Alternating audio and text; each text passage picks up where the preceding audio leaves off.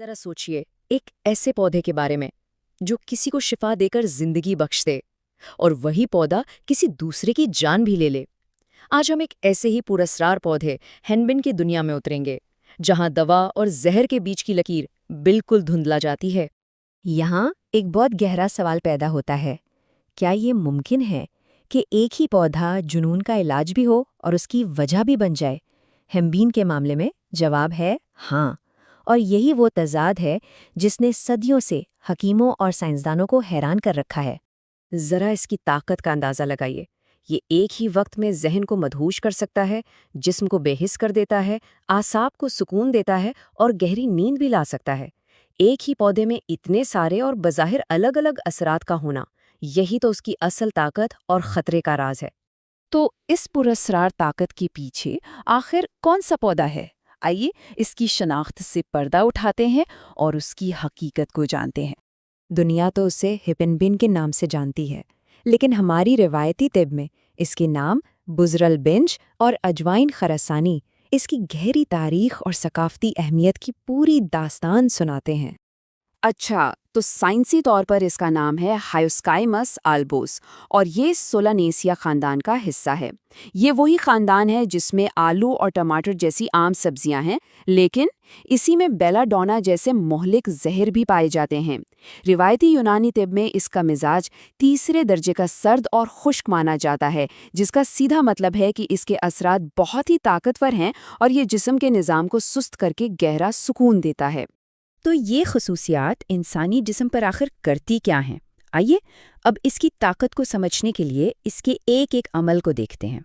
اس کا پہلا اور شاید سب سے خطرناک اثر ہے منشی ہونا، یعنی یہ ذہن کو اس طرح دھندلا دیتا ہے کہ حقیقت اور خواب کا فرق ہی مٹ جاتا ہے۔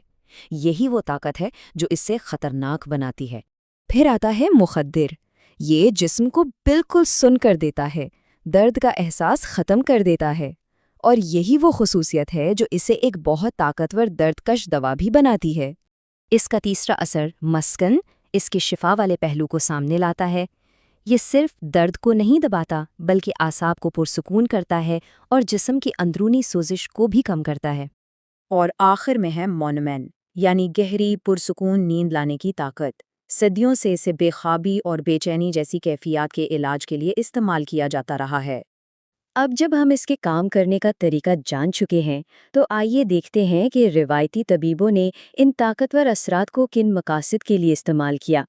قدیم حکیموں نے اس کی طاقت کو کئی طرح کے امراض کے لیے استعمال کیا، دانت کے درد سے لے کر گہرے نفسیاتی مسائل جیسے مالخولیا اور جنون تک۔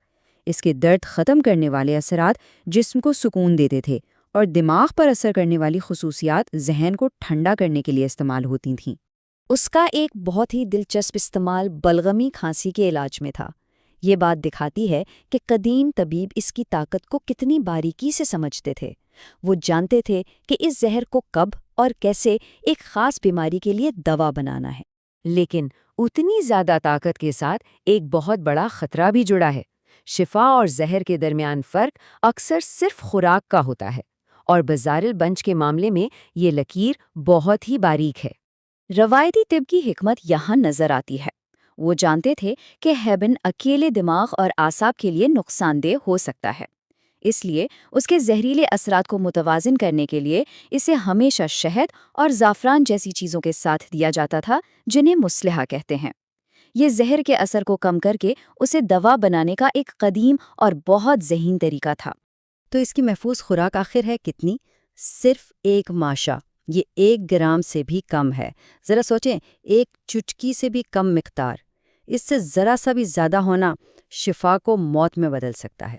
تو آخر اس پودے کی طاقت اور خطرے کا سائنسی راز کیا ہے؟ روایتی علم کے پیچھے جدید کیمسٹری کیا کہتی ہے؟ آئیے آخری حصے میں اسے سمجھتے ہیں۔ سوال یہ ہے کہ اس پودے میں ایسا کیا ہے جو اسے اتنا طاقتور اور اتنا ہی خطرناک بنا دیتا ہے؟ اس کا جواب اس کے کیمیائی اجزاء میں چھپا ہے۔